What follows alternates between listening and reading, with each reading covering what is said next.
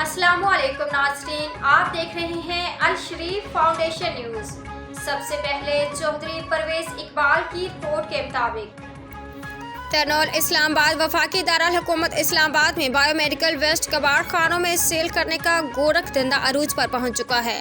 बहुत बड़ी मिकदार में बायोमेडिकल वेस्ट थाना गोलरा की हदूद से पकड़ी गई।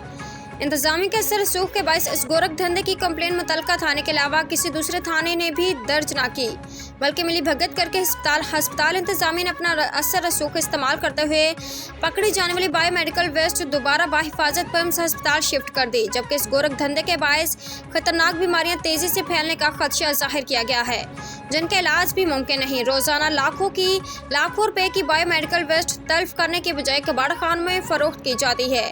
एक तरफ बड़े पैमाने पर कौमी खजाने को चूना लगाया जा रहा है, दूसरी तरफ अवाम में बीमारियां फैलाने की साजिश की जा रही है और इसके साथ माल भी कमाया जा रहा है।